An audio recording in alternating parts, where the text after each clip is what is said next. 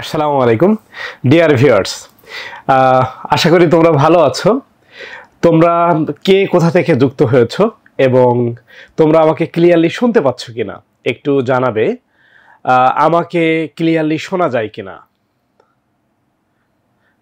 ধন্যবাদ। আমরা আজকে কমপ্লিটিং সেন্টেন্স নিয়ে আলোচনা করব। কমপ্লিটিং সেন্টেন্স তোমাদের অনেকের কাছেই খুবই কঠিন এবং দুর্বোধ্য একটা ব্যাপার, তো আমরা এটাকে আজকে সহজ করার চেষ্টা করব। তো কমপ্লিটিং সেন্টেন্সে আমরা যে রুলগুলো পড়ি এর মধ্যে অনেকেই ছোটবেলা থেকে দেখে আসতেছি এবং প্রথম রুলটাই শিখি টু. তো এখানে আসলে পারে না বা পারতো না এটা উহ্য থাকে, আর বাংলা অর্থ এত যে পারে না বা পারতো না। বর্তমান হলে পারে না, আর অতীত হলে কি পারতো না, তাই তো? আচ্ছা, এখন এই প্রশ্নটা ঢাকা বোর্ডে আসছে। তো কোশ্চেনটা ছিল এরকম, the students could not memorize, অর্থাৎ মেমোরাইজ করতে পারে না, কোনো একটা কবিতা মেমোরাইজ করতে পারে না। ইট ওয়াজ টু ডিফিকাল্ট, তাহলে এত কঠিন, তাহলে পারে না। এখানে টুর পরে এমন একটি ভার্ব দিতে হবে টুর পরে যে এই অ্যাডজেক্টিভটার কারণে এই পরবর্তী ভার্বের কাজ করতে পারে না। ওকে, তো তাহলে সেটা কি দেয়া যেতে পারে? টু মেমোরাইজ, এই মেমোরাইজ ওয়ার্ডটাই দেওয়া যেতে পারে, টু প্লাস ভার্ব। হ্যাঁ, এখানে যেহেতু মেমোরাইজের কথা বলছে, এটা আমরা মেমোরাইজ দিতে পারি যে ফর দেম টু মেমোরাইজ। ওকে, আশা করি তোমরা বুঝতে পেরেছো। আমরা পরের নিয়মে যাই।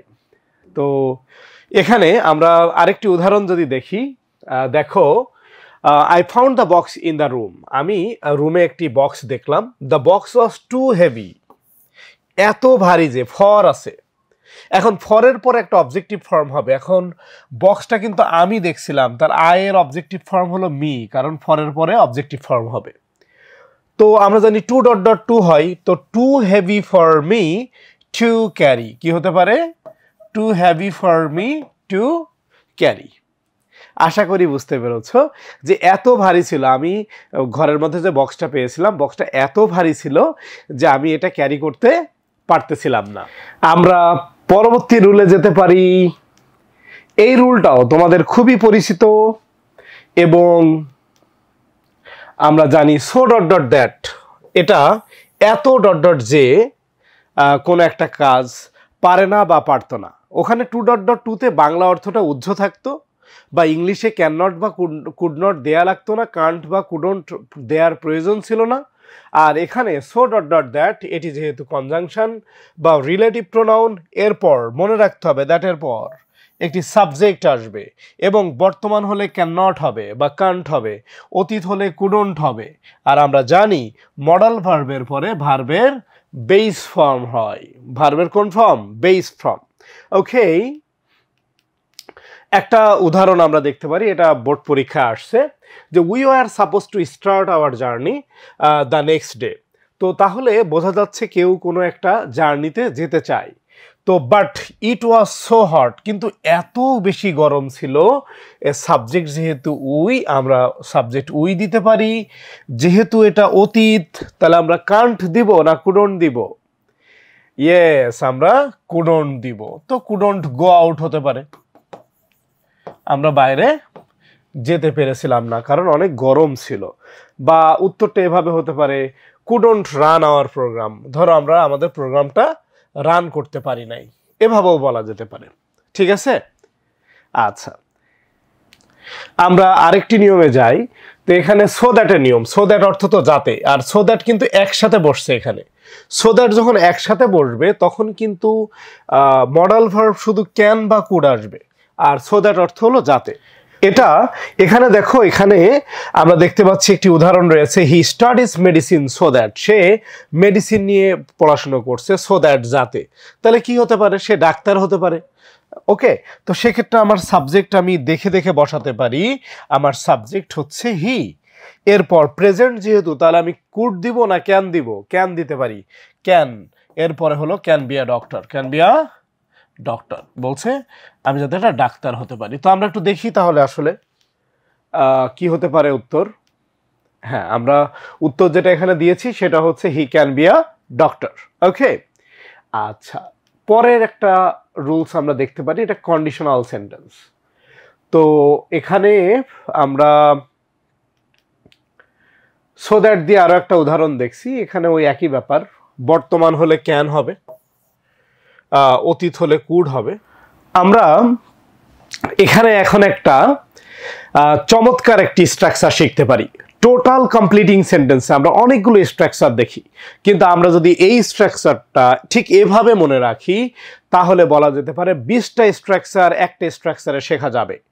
আমরা জানি ইফ মানে যদি, আনলেস মানে যদি না, ইন কেস হলো সম্ভাবনা অর্থে যদি, অ্যাজ সুন অ্যাজ অর্থ যেই মাত্র সেই, টিল পর্যন্ত, আনটিল যতক্ষণ না পর্যন্ত, হোয়েন অর্থ যখন, অ্যাজ লং অ্যাজ পর্যন্ত, প্রোভাইডেড বা প্রোভাইডিং দ্যাট অথবা বিফোর।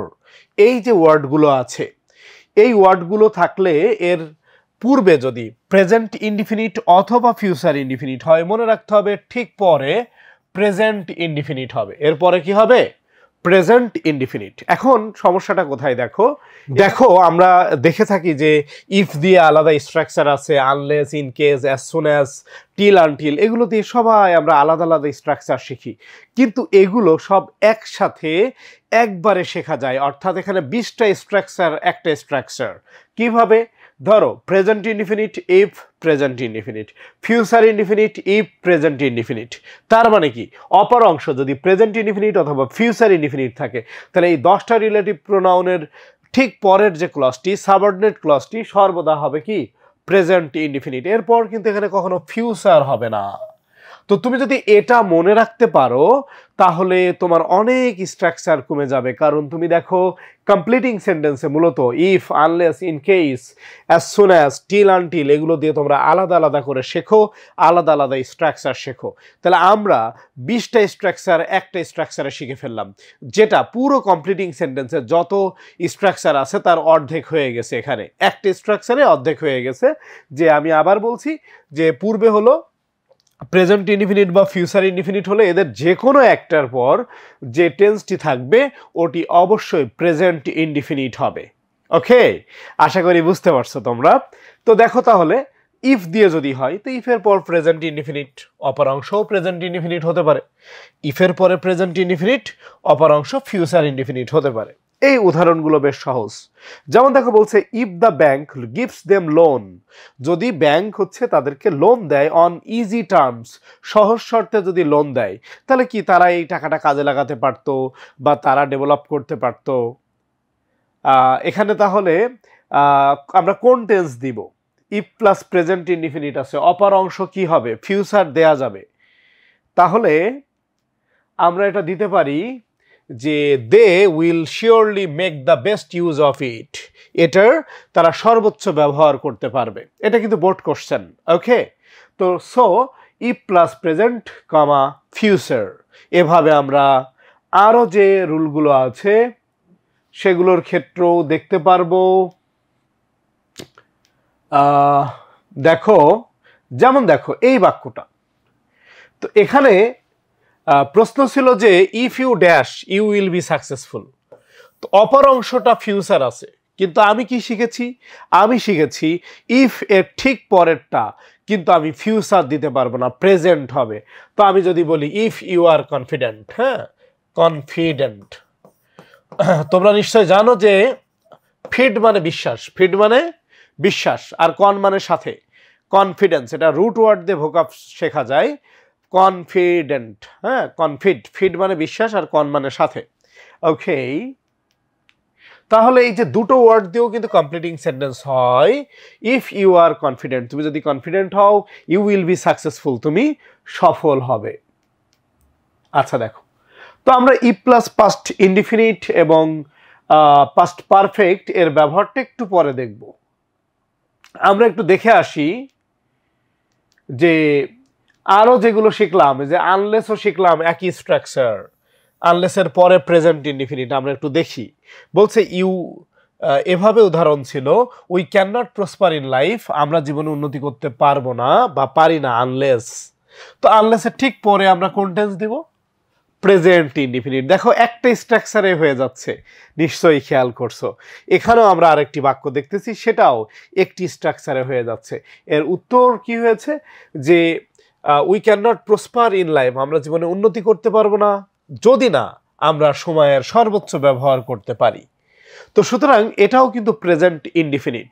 তুমি যদি এই 10টা স্ট্রাকচারকে 20টা স্ট্রাকচার মনে রাখতে পারো, অথবা এই 20টা স্ট্রাকচারকে তুমি একসাথে শিখতে পারো, তাহলে আনডাউটেডলি তুমি এই আনলেস, ইফ, ইন কেস এগুলোর ঠিক পরের বাক্যটা তুমি প্রেজেন্ট দিবা, আর অপর বাক্যটা তখন প্রেজেন্ট ইনডিফিনিট অথবা ফিউচার ইনডিফিনিট হবে।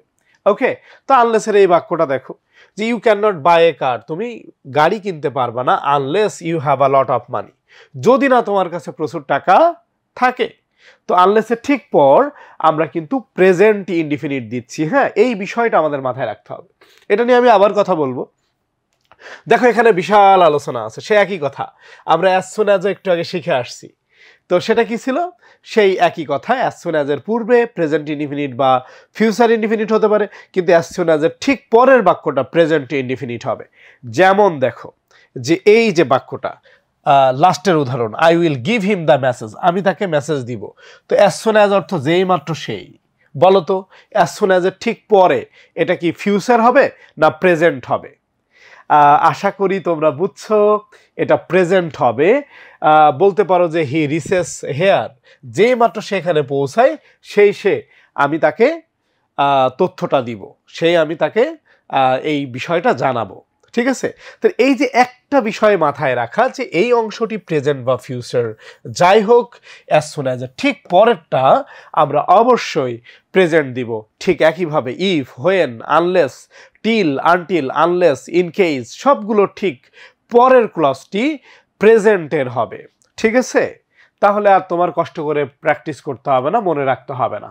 দেখো প্রোভাইডেড মানে যদি, তো সেটাও সে একই স্ট্রাকচার। এখানে আছে ইউ উইল শিওরলি সাকসিড, তুমি অবশ্যই সফলতা অর্জন করবা। প্রোভাইডেড দ্যাট, প্রোভাইডিং অর্থ হলো যদি, যদি তুমি সময়ের সর্বোচ্চ ব্যবহার করো বা বেস্ট ইউটিলাইজেশন করো। তাহলে প্রোভাইডেড দ্যাটের পর প্রেজেন্ট ইনডিফিনিট হলো, প্রোভাইডেড দ্যাটের পর কি হলো? প্রেজেন্ট ইনডিফিনিট হয়েছে। আশা করি বুঝতে পেরেছো। এবার আসো ইন কেস মানেও যদি, সেটাও একই স্ট্রাকচার, আমরা একবারে শিখেছি। সেটা এখানে একটা উদাহরণ আছে, দেখো বলছে ইউ আর সিক নাও, তুমি এখন অসুস্থ।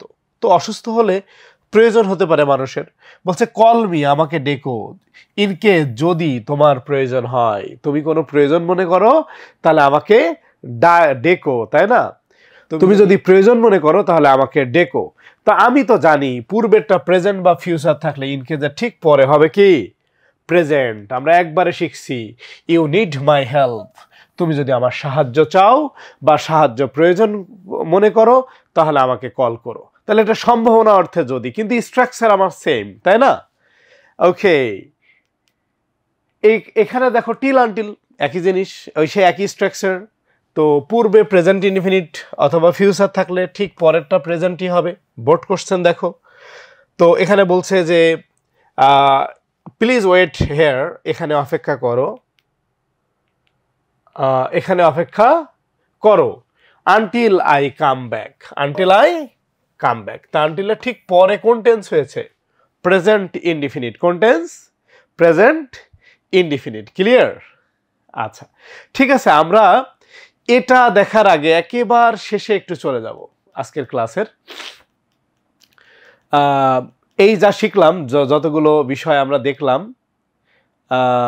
এগুলোর পাশাপাশি একেবারে শেষে দেখো একটা উদাহরণ আছে, বা এই স্ট্রাকচারটা আবার দিয়েছি, এই যে সেই স্ট্রাকচার। এখন এই দেখো এই স্ট্রাকচারটা যে আমরা দেখতেছি প্রেজেন্ট ইনডিফিনিট বা ফিউচার ইনডিফিনিট। ওকে, যদি থাকে তাহলে আমরা এই রিলেটিভ প্রোনাউন যেগুলো আছে এর ঠিক পরের বাক্যটা প্রেজেন্ট হবে। এটা মনে করে কিন্তু আমার অনেকগুলো স্ট্রাকচার একসাথে শেখা হয়ে যাচ্ছে। তো যাই হোক, তাহলে আমরা বোর্ড কোশ্চেন দেখি। এগুলো সব বোর্ড কোশ্চেন। দেখো এ পাশে প্রেজেন্ট, এরপরে আনলেসের ঠিক পরে গ্যাপ আছে, তো আমি প্রেজেন্ট দিব। আমি জানি যে অপর অংশ ফিউচার আছে, কিন্তু ইফের ঠিক পরে তাহলে প্রেজেন্ট হবে।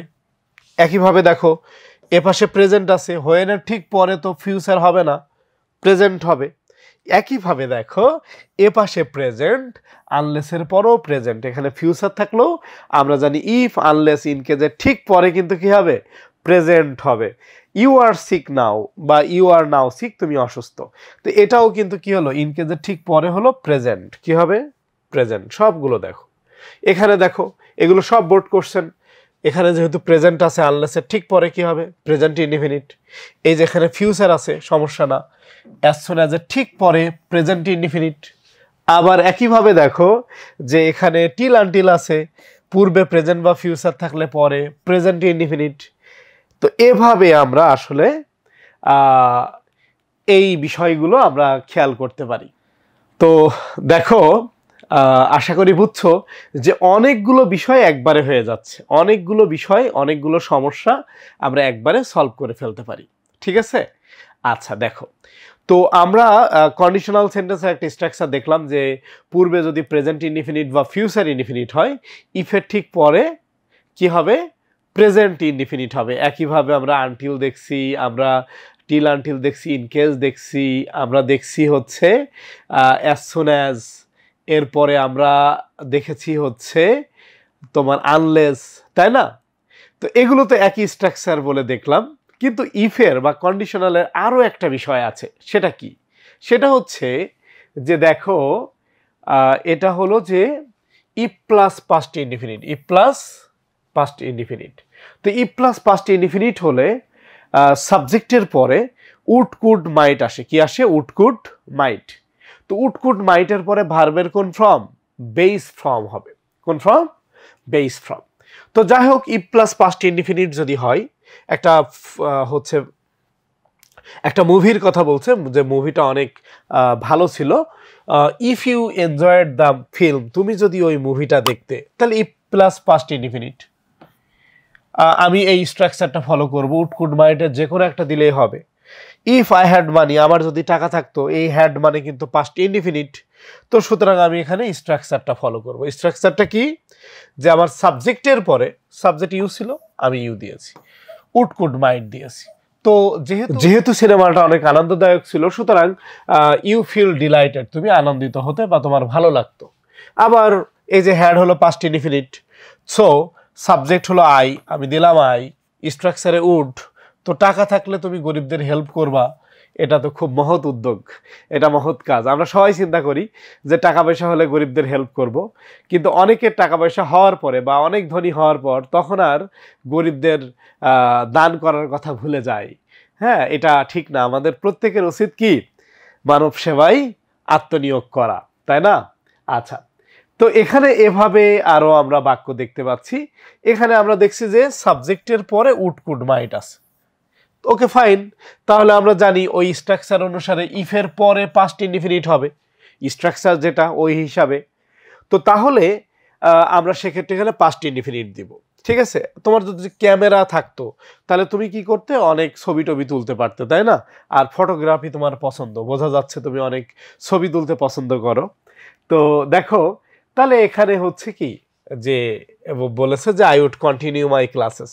তো যদি পেইন কিলার থাকতো, if I took a painkiller tablet, অনেক সময় মাথা ব্যথা করে, তো আমরা যদি ট্যাবলেট খেতে পারি বা ওষুধ খেলে আমরা বেটার ফিল করতে পারি, এবং I would continue my classes, আমি আমার ক্লাসগুলো কি কন্টিনিউ করতে পারবো, তাই না। এভাবে বলা যেতে পারে। তো ঠিক একইভাবে এটা হলো পাস্ট ইনডিফিনিট ছিল। তো I would take lots of photos, হ্যাঁ, ক্যামেরা থাকলে তো হাজার হাজার ছবি তোলা যায় নাকি। আচ্ছা দেখো, আমরা পাস্ট পারফেক্টের যে স্ট্রাকচার জানি, ইফ প্লাস পাস্ট পারফেক্ট, সেটা কি জানি, যে সাবজেক্টের পরে উড হ্যাভ, কুড হ্যাভ অথবা মাইট হ্যাভ হবে, এরপর ভার্বের পাস্ট পার্টিসিপল। তো এখানে বলা আছে যে এইটা ধরো যে if the driver had been more careful, driver যদি আরো বেশি সতর্ক হতো, তাহলে কোনোভাবে হয়তো অ্যাক্সিডেন্ট হতো না। অথবা এখানে ইফের পরে ড্যাশ আছে, কিন্তু এখানে would have, could have, might have এর পরে ভার্বের পাস্ট পার্টিসিপল।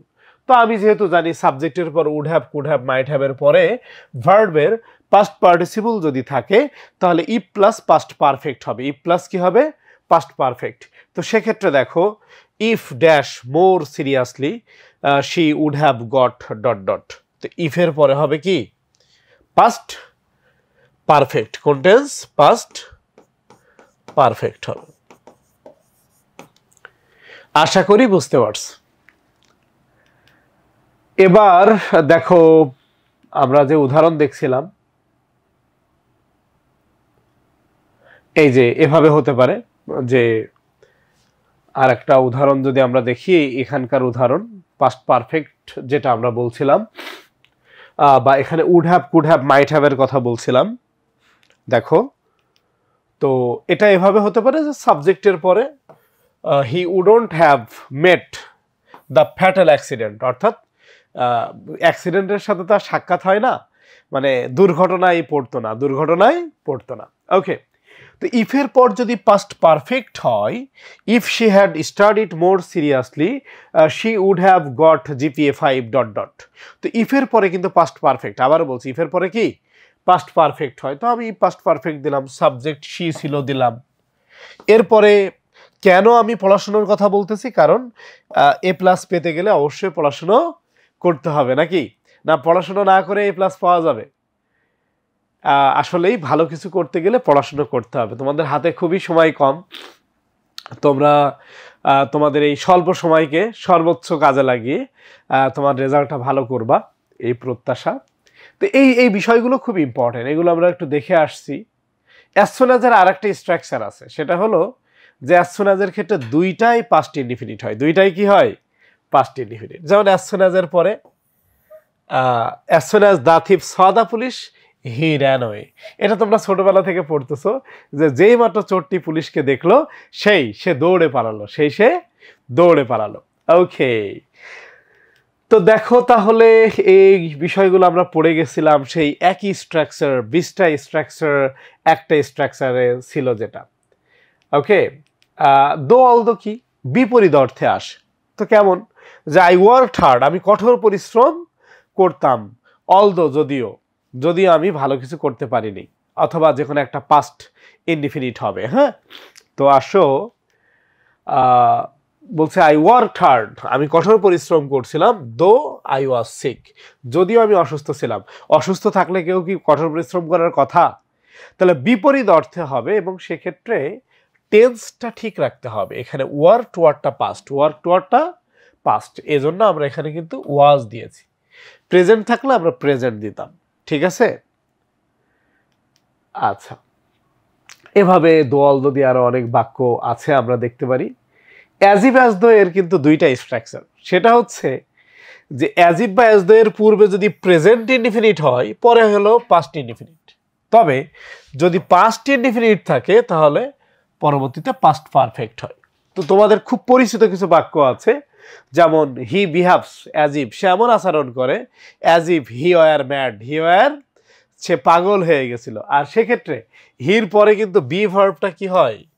ওয়ার হবে। হ্যাঁ, ওয়ার।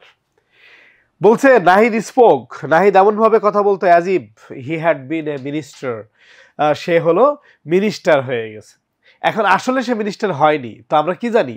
অ্যাজ ইফ অর্থ যেন, এবং সেক্ষেত্রে অ্যাজ ইফের পূর্বে পাস্ট ইনডিফিনিট হলে পরে হবে পাস্ট পারফেক্ট। পরে হবে কি?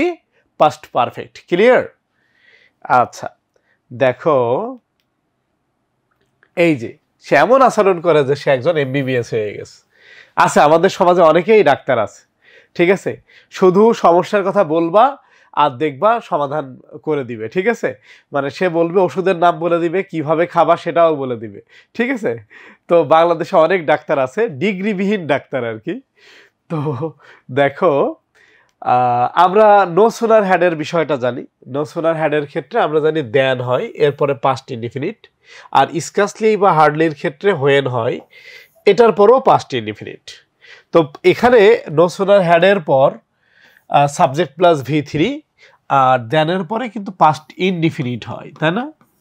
Past indefinite. ওকে, তো এইটা আমাদের একটু মনে রাখতে হবে। নো সুনার হ্যাডের ক্ষেত্রে এরকম দেন হবে, এবং এরপরে পাস্ট ইনডিফিনিট হবে। হ্যাঁ, এটা তোমাদের জানা। যেমন দেখো, no sooner had we left the house, আমরা বাসাটা ছাড়তে না ছাড়তেই then it began to rain, বলছে আমরা বাসা থেকে বের হতে না হতেই বৃষ্টি শুরু হয়ে গেল, তাই না? যেতে না যেতেই, হতে না হতেই, খেতে না খেতে অর্থে এইগুলো আসে। দেখো, আই উইশ বা আই ফ্যান্সি কখন হয়? এটা অসম্ভব কল্পনার ক্ষেত্রে হয়, যে আই উইশ, আমার ইচ্ছা হয় যে আমি যদি রাজা হতে পারতাম, কিন্তু অ্যাকচুয়ালি আমার রাজা হওয়া সম্ভব না। এজন্য বি ভার্বটা এখানেও বি ভার্বটা ওয়ার হয়। I wish I were A millionaire, আমি যদি কোটিপতি হতাম। আচ্ছা, মিলিনিয়ার বানান পারো তোমরা? স্পেলিংয়ের টেকনিক আছে, হ্যাঁ, ফোকাস বিশ্ববিদ্যালয় ভর্তি কোচিং বা একাডেমিক্সে আমরা তোমাদেরকে অনেক টিপস শেখাবো। যেমন দেখো, এখানে মিলিনিয়ার বানানটা তুমি এভাবে শিখতে পারো যে মিলিও নাইরে, মিলিও নাইরে কেমন হতে পারে? ধরো তোমাদের এক বন্ধু, সে চামিলি নামে একটা মেয়ের সাথে কথা বলতো, চামিলি তো তাকে রিজেক্ট করে দিয়েছে। পরে মিলি নামে একটা মেয়ের সাথে কথা বলতো, মিলিও তাকে রিজেক্ট করে দিয়েছে।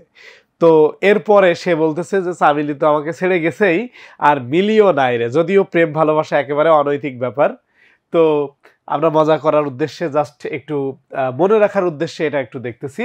তো আমরা এটা এভাবে শিখতে পারি, মিলিও নাই রে। মিলিনিয়ার বানান কি বলতে পারি? মিলিও নাই রে।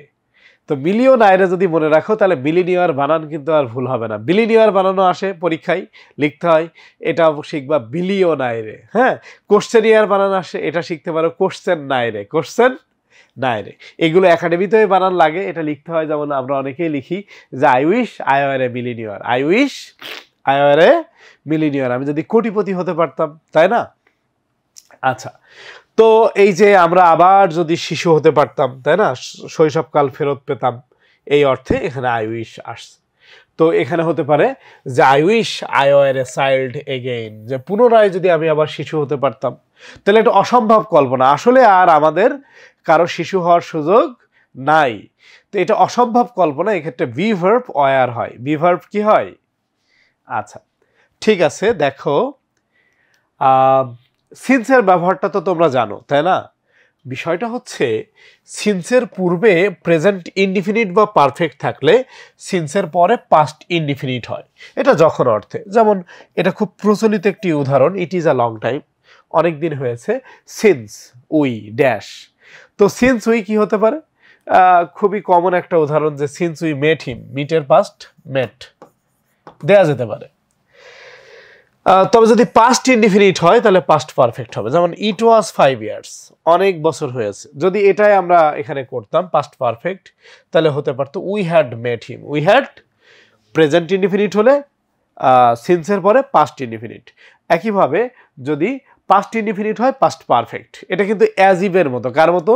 অ্যাজিভেও একই স্ট্রাকচার শিখছি। এটা অ্যাজিভ আর সিন্স একসাথে শেখা যায়। তোমরা বাসায় যখন পড়বা তখন অ্যাজিভ আর সিন্স একসাথে পড়ো, এটা তোমাদের জন্য ভালো হবে। আসো, অ্যাজ সিন্স বিকজ মানে তো কারণ, তোমরা তো জানো, তাই না? এটা খুবই সহজ জিনিস।